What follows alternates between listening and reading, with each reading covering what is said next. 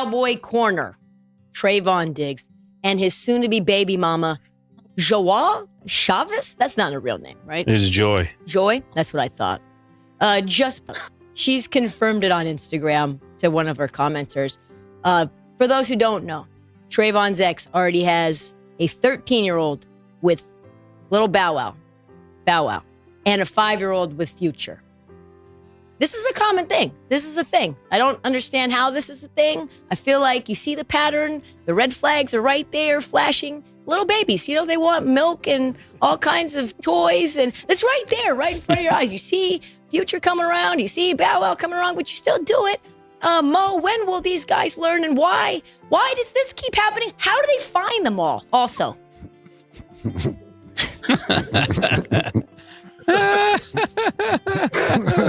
Trolling gentrified there. I don't understand the thrill that these guys get behind.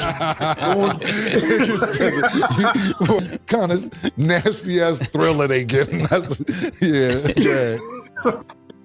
I just grew up with too much pride, too much ego, and I was raised by just different people.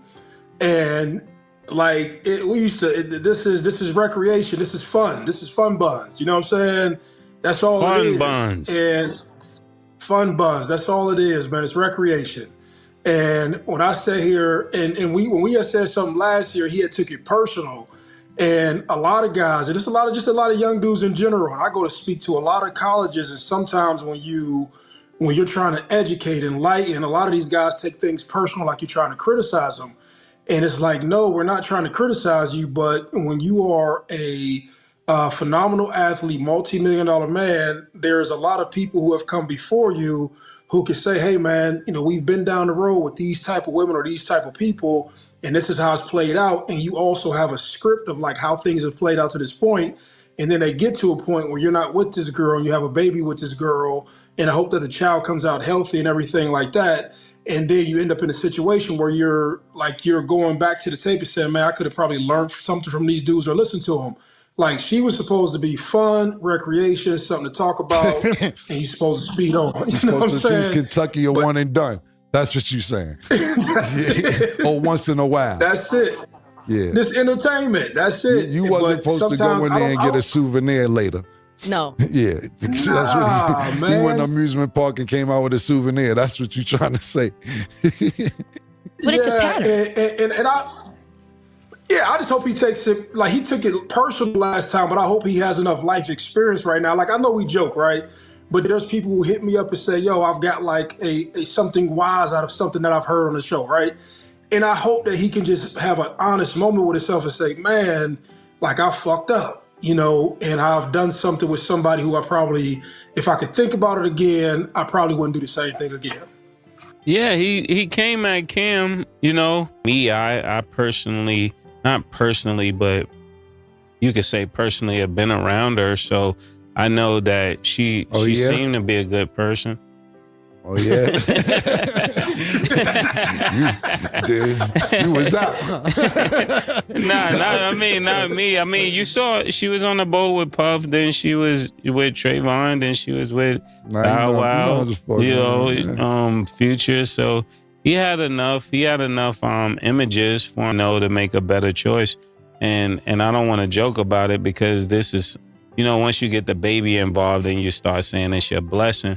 So you take that part of it and take the blessing. So you got to take the lesson as well, and don't put yourself in that position again. I really do want to know, is it like when you're dating a celebrity as a woman, and then like you go to a party and then you get like a couple of other celebrities' numbers? Or like, how do you continue to grow your circle of influence of back burners? Well, let me give my opinion real quick. Your influence of back burners is crazy. Well, Mace, real quick, because I want to chime in because I didn't get a take on it. Sorry. No, you're fine. Mace doesn't want to joke about it. I do, nigga. I told you, you didn't want to listen to me. You talk shit about me when I said it, nigga. I told your dumb ass, nigga. I don't care about being your friend. Mo and Mace want to be nice about it. When I told you this shit, you told me I need to shut up. My old ass don't know what I'm talking about, Look at you now. Then you know what's more fucked up, nigga, is that she did it on Instagram. She don't even got the courtesy to keep shit tucked away, keep it low, say we're going to handle this like adults and co-parent. I told you, nigga, and you tried to play me. Don't get no attitude with me. Now you gotta, look, you was gonna bump into niggas anyway. Now, one thing I will say is, I know Bow, I know Future, like, they ran into a couple females together before. You know, they got the same taste, I guess. You know what I'm saying? And I'm my niggas too, but, you know, I don't think that Bow and Future gonna respect you as a baby father. They probably clown. Look, the nigga Bow Wow called Russell Wilson, Sierra's, I forget what the fuck he said, the way he said it, but he said, Sierra's some shit, basically said, like, I can't remember when when Jermaine Dupri was up here talking about us. Make a long story short, he's disrespectful, said Sierra's like little nigga or some shit like that. They don't give a fuck, my nigga. Look, what's her name, Joy? Joy. You know, I get that check and give about your business. You don't fuck with none of these niggas. I respect it. You respect the jokes? Yo, because at the end of the day, look, I'm not saying she ain't never like none of these niggas, but look, because you know why, Murder? Because I be sitting there thinking about that shit, and I be like, yo, and I'm not talking about presently. I'll meet a female and be like, yo, you know, my kids need a little bit of this, and my kids, you know, camp is coming up, and school is about to happen, and you know, if we could get a little bit of help and they need, you know, they want to go on a trip and this, that, you know, I like you. I thought so, you know, I ain't got it like that for you like that. They ain't my kids. But at least she won't have them problems. You ain't going to have to hear that from her. Yeah. You ain't going to have to hear if she get in the next relationship that her kids need help doing anything. So I give you that, Joy. And I don't got no problem with what you doing. Niggas pull out game, they can't get out of there, huh? Shit juicy. They cannot get out of that joint. Pull out game is weak. So, sorry, Trish, but nigga tried to come for me. Yeah. It's not a sprint, homie. It's a marathon, man. And look where we're at. I have a solution for all young athletes. And I think it would help. It's called thought protection. And so you essentially at 17, 18, we'll call it 18. One real quick, do you say thought or thought? Thought. Okay, I'll just make. So like the acronym. Okay, gotcha. Yeah, acronym, the thought protection. And you get a vasectomy at 18. But before you do, you donate all your sperm to separate locations around the world, like diversifying your assets. And you don't tell a soul. You don't tell a soul at all.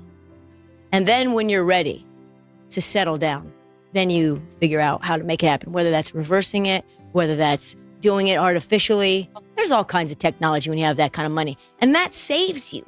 And you don't tell her, and you don't pull out, and you hit her raw, and it's all good. And she thinks she's going to catch you. She thinks she's going to catch you, but guess what? Bitch, you got, because I am snipped up. Hey, yo, let me tell you something. Yeah. Two things. That might be. No, two things, right? Two things. First thing is, I can't let niggas snip nothing down there. It feel too good. I don't know. I know you're supposed to get the same feeling. It ain't been connected, but I can't risk it. Secondly, I've told bitches that I tried to act like they're pregnant by me, that I had a vasectomy. And I was like, it ain't mine, because I'll have a vasectomy. And they like, oh, word? I say, yo, that's worth the blood. That's worth the blood, y'all. That's worth the blood. When I say blood, my cousin, not a gang. I swear on everything I love. Then you could see on their face like, oh, all right. You ain't got no vasectomy. I go on my phone right now. Paperwork. That's how you know the bitch. They were like, now they gotta reconsider the whole shit. Think who she been with. Yeah, exactly. You know what I did last Halloween, y'all? Not last Halloween. Last 2 April Fools ago. 3 April Fools ago. Yeah, I said, yeah. I called a couple of my chicks I was messing with. April Fool. They don't know it's April Fool. Yeah. I said, I just left the doctor. Is something you want to talk to me about? They said, what? I said, listen, I'm not going to play with you. I just left the doctor. Is it something you want to talk to me about? And they're like, oh my God, let me go get myself checked out and see what's going on. Bitch, you out here. They ain't even argue back. You're not even like, well, I don't know what's going on because I ain't been with nobody else. All 3 chicks I checked with was like, let me just go get checked out and see what's going on. Yeah, that's why Trevon, you gotta play these games. When you go into a female house that don't have a son, a brother, a significant other that they usually dealing with, first thing you do if you're gonna spend the night, check for pee stains around the toilet. Niggas shit always splashing. That's what I do. If I'm gonna take my socks off in your house, I'm checking if it's pee stains. If pee stains, and I ask you, your brother been here? You got a son? No. You got a boyfriend usually come over? No. They won't stop lying. They always fucking lie. They always lying, bro. And they'll lie and lie and lie till they can't stop. You'll catch them. So I like that, man. I used it without even having to get that. Sorry, I'm just trying to school some of you niggas on the little techniques to keep yourself safe out there. Yeah. Sorry. Yeah. That's a lot. Like you have a lot of tactics. Listen, I've been around time, man. Hey, yo, listen, man, I don't always have permission to talk about what me and Mace did, but shit started off early. What you just heard wasn't just another conversation about an NFL star or a relationship falling apart. It was really an honest look at a pattern that keeps showing up across professional sports. The host spent most of the discussion breaking down why this exact cycle continues to repeat itself generation after generation, even though the red flags are usually sitting out in the open long before everything unravels. And believe me, this is where the entire conversation gets even more interesting. Everything began with the report that sparked the debate in the first place. Trevondiggs and Joie Chavis have reportedly gone their separate ways, and according to the hosts, she personally confirmed the breakup in the comments under one of her own Instagram posts. That one detail carries far more significance than many people might think. At a time when celebrity splits are often denied, quietly brushed aside, or hidden behind vague social media messages for days or even weeks, a direct public confirmation immediately grabs attention. It also suggests that whatever happened between them reached a point where quietly controlling the narrative simply wasn't possible anymore. The hosts picked up on that right away, and it became the foundation for everything that followed. From there, the discussion shifted into something much bigger than one breakup. They pointed out that Diggs already shares children with 2 other well-known women, one previously linked to Lil Boosie and another connected to Future. Their goal wasn't simply to gossip about celebrities or keep track of someone's dating history. Instead, they were highlighting a much larger pattern that many people choose to ignore. Their point was straightforward. When someone has a publicly documented history of dating several high-profile people in the same industry, that information isn't hidden. It's available for anyone to find long before a new relationship even starts. So when another successful athlete walks into that same situation and ends up with the exact same outcome, the hosts see it as less of an unfortunate surprise and more of a case of overlooking warning signs that were obvious from the very beginning. That's the point where the conversation stops being only about Diggs and grows into a much broader discussion about how young, wealthy athletes often handle relationships during the early stages of their careers. One of the hosts then delivers what might be the strongest point of the entire conversation. He explains that this really isn't about assigning blame after a relationship has already fallen apart. Instead, it's about figuring out why people blessed with fame, wealth, and endless opportunities continue making relationship decisions that seem completely preventable. He says he has personally sat down with college athletes, trying to prepare them for situations exactly like this before they ever face them, but the reaction almost never changes. Too many young athletes hear those conversations as criticism instead of valuable guidance. They confuse recognizing a pattern with someone making a personal attack. In reality, experienced voices are simply trying to give them a shortcut, helping them avoid lessons that can cost them millions of dollars, emotional stability, and years of legal headaches. Then the hosts introduce a blunt amusement park analogy about leaving with a souvenir. It gets everyone laughing, but underneath the humor is a message that's impossible to ignore.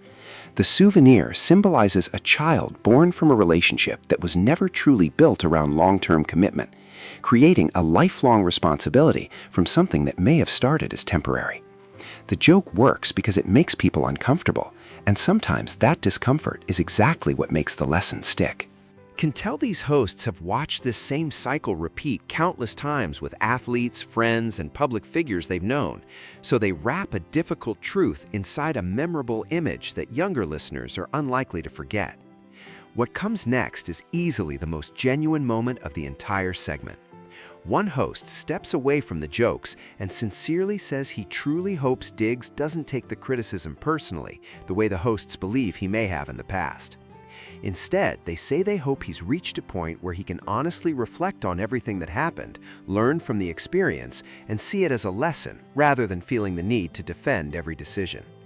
He even shares that viewers frequently reach out to him, saying conversations like these have helped them rethink major decisions in their own lives. That revelation completely changes the way you view the discussion. Beneath the jokes and unfiltered commentary is a genuine belief that uncomfortable conversations can become a form of mentorship for younger people who may never hear this kind of advice anywhere else. The conversation then takes another turn when one of the hosts is confronted about previously downplaying the warning signs in this very situation. He quickly fires back, insisting he saw the breakup coming from the beginning, while criticizing how publicly everything unfolded and arguing that co-parenting situations should be handled with much more privacy and maturity. Even though the exchange gets a little heated, it only reinforces the core message the hosts have been building from the start. In their view, experience gives you something that money simply can't buy: pattern recognition.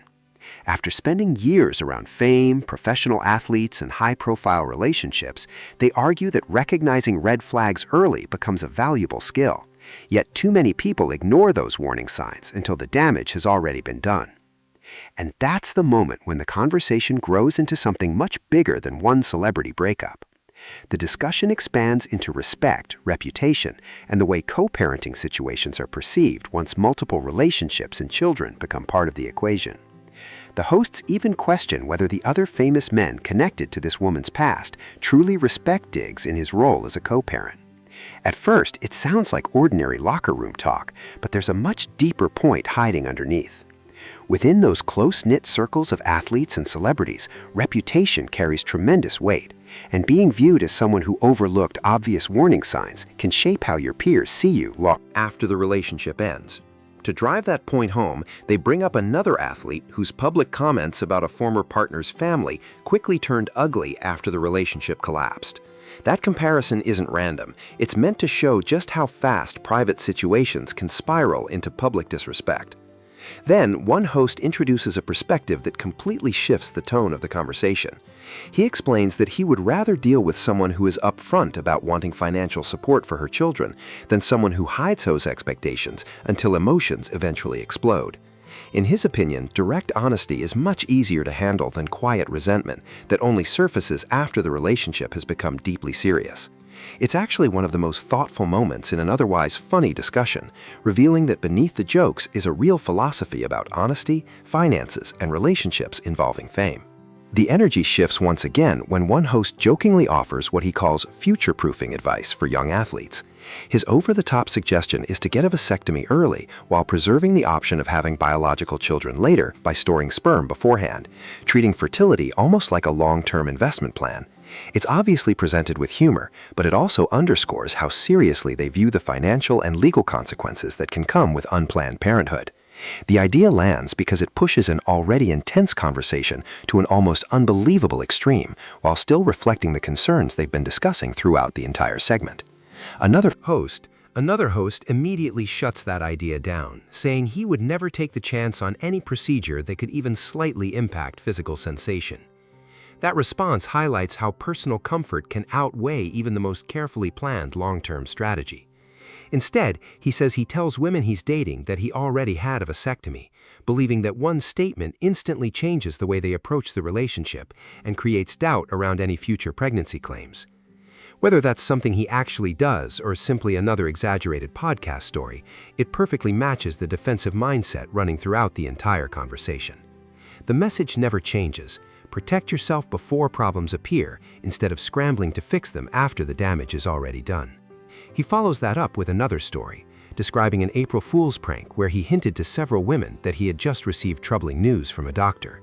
According to him, the vague message caused immediate panic, prompting them to get tested without much hesitation, which he viewed as proof they also weren't assuming exclusivity. It's presented as a joke, but it serves the exact same purpose as the earlier vasectomy story. Both examples reveal a mindset where relationships are treated almost like strategic chess matches, with trust being tested instead of freely given. The segment eventually closes with what the hosts believe is one of the most practical, though definitely controversial, pieces of advice they share. One host even explains a mental checklist he says men should go through the very first time they visit someone's home, looking for signs that another partner or significant person might already be in the picture. He delivers it as part comedy and part life lesson, arguing that people often hide the truth until undeniable evidence leaves them no choice but to admit it. Another host agrees, saying those instincts came naturally to him and that he appreciated finally hearing someone say them out loud. When you step back and look at the entire discussion, it becomes obvious this isn't really about attacking one person's private decisions. Instead, it offers a glimpse into how many athletes and entertainers have learned, sometimes through painful personal experiences, and other times by watching close friends go through them, to approach relationships with humor, caution, and a constant focus on self-protection. The reported breakup between Trevon Diggs and Joie Chavis simply becomes the starting point for that much larger conversation. From there, the hosts expand the discussion into a broader message about young men who suddenly gain fame and wealth before fully understanding the financial, legal, and emotional responsibilities that can come once children are involved. Along the way, they explain the jokes, strategies, and coping mechanisms that have developed after watching similar situations repeat themselves again and again within their own circles. What really makes this conversation stand out isn't just the humor, it's the honesty behind every joke. The hosts never pretend to have all the answers or present themselves as moral experts. Instead, they openly admit the mistakes they made when they were younger, laugh at some of their own poor decisions, and acknowledge they're now giving advice they once refused to follow themselves. That level of self-awareness is what pushes the discussion far beyond ordinary celebrity gossip. It becomes a conversation about growth, recognizing repeating patterns, and the difficult reality that knowing the right choice doesn't always mean you'll actually make it. The hosts also explain why stories like this spread so quickly in today's media landscape. A simple Instagram comment confirming a breakup might seem small, but because it feels spontaneous instead of carefully crafted, fans often see it as more believable than a polished public statement. That's exactly why the hosts felt comfortable building such a long conversation around it. In today's social media world, an off-the-cuff reply can sometimes carry more credibility than an official announcement, because audiences have become increasingly skeptical of messages that feel overly scripted or professionally managed. The hosts clearly understand how today's media cycle operates, which explains why they jumped on the story as soon as it started gaining momentum. But there's another layer to this conversation that makes it even more compelling. Throughout the entire segment, they repeatedly position themselves as the older generation trying to pass down lessons they learned the hard way to younger athletes who are now facing the same situations they once lived through or watched happen to the people around them. That perspective completely changes the tone of the discussion. Instead of coming across as simple criticism, it feels much more like tough love mentorship. When one host talks about sitting down with college athletes only to have his advice ignored, he's describing a cycle that plays out across professional sports all the time. Veteran players often recognize mistakes before they happen because they've either made those same mistakes themselves or watched teammates pay the price years earlier. Yet those warnings are regularly dismissed, not because they're wrong, but because younger athletes haven't personally experienced the consequences yet. Until those lessons become real, advice often sounds like nothing more than unwanted criticism. And that may be one of the biggest messages quietly running beneath the entire conversation. The financial side of the discussion is also far more significant than it first appears. Once athletes begin signing multi-million-dollar contracts early in their careers, every relationship naturally comes with a completely different financial reality. That doesn't automatically mean anyone has bad intentions, but sudden wealth changes incentives in ways that simply can't be ignored. For professional athletes, child support obligations can become extremely expensive because they're often influenced by income rather than a flat amount. And that's really the concern hiding underneath many of the jokes throughout the segment. When the hosts joke about vasectomies, sperm banking, and over-the-top strategies, they're really talking about risk management wrapped in comedy. It's the same mindset people use to protect investments or buy insurance, only in this case, they're applying it to relationships and family planning instead. You won't believe it, but underneath all the laughs is a serious discussion about protecting your future before emotions begin making decisions for you. There's also a psychological layer quietly running through almost everything the hosts talk about. Nearly every strategy they mention is built around one central idea: not taking everything someone says completely at face value. Instead of relying only on direct conversations, they describe indirect ways of testing situations before fully investing emotionally. While they present those tactics as smart and cautious, they also reveal something much deeper. They show how repeated disappointments can slowly wear away a person's ability to trust over time. The hosts never really argue that this is the healthiest foundation for building lasting relationships. Instead, they present it as a survival mentality shaped by years of difficult experiences in a world where they believe caution often feels safer than blind trust, where fame, money, and constant public attention magnify every mistake people make. That's a completely different message than simple paranoia. It's the perspective of experience speaking, whether people agree with it or not. Another fascinating part of the discussion is the way the hosts balance accountability with genuine concern. On one side, they're clearly frustrated that so many athletes continue repeating the same relationship patterns despite having countless real-life examples showing how those situations often end. On the other side, they repeatedly say they hope every child involved grows up loved, supported, and properly cared for. That balance keeps the conversation from feeling like nothing more than cheap entertainment. Even while joking and throwing out humorous comparisons, they never completely lose sight of the fact that real families and real children are at the center of these situations. That's an important detail many viewers could easily overlook. Beneath all the comedy is a clear understanding that these aren't just trending headlines, they're real people living through real consequences. When you step back and look at the segment as a whole, it becomes obvious that the entertainment is built on very real vulnerability. The jokes, playful teasing, and exaggerated advice all rest on genuine concerns about trust, fatherhood, finances, reputation, and living life under non-stop public scrutiny. Those are issues these hosts have either experienced firsthand or watched unfold time and again among athletes and entertainers they've known. The names making headlines may change, but the underlying pattern rarely does. And that's probably the biggest takeaway from the entire conversation. Fame and financial success don't automatically come with wisdom. In many cases, they actually place people in front of life-changing decisions long before they're emotionally equipped to handle them. As the hosts repeatedly suggest, the real issue isn't a lack of information. The real challenge is whether someone chooses to apply that knowledge when emotions, attraction, confidence, or ego convince them to ignore warning signs that were sitting right in front of them all along. That's ultimately why this conversation reaches far beyond one celebrity breakup. It isn't simply about what happened between Trevon Diggs and Joie Chavis or what might happen moving forward. Instead, it reflects the kinds of choices people make every single day, regardless of fame, status, or income, when it comes to trust, judgment, relationships, and recognizing patterns before it's too late. The hosts never try to present themselves as flawless role models speaking from some moral high ground. If anything, they openly admit they've made many of the same mistakes they're now warning others to avoid. And that honesty is exactly what gives their message real credibility. It transforms what could have been just another celebrity gossip story into a much broader conversation about growth, accountability, and learning from experience. Whether new details eventually become public or parts of the story remain private, the larger discussion surrounding wealth, relationships, fatherhood, and recognizing repeated patterns isn't going away anytime soon.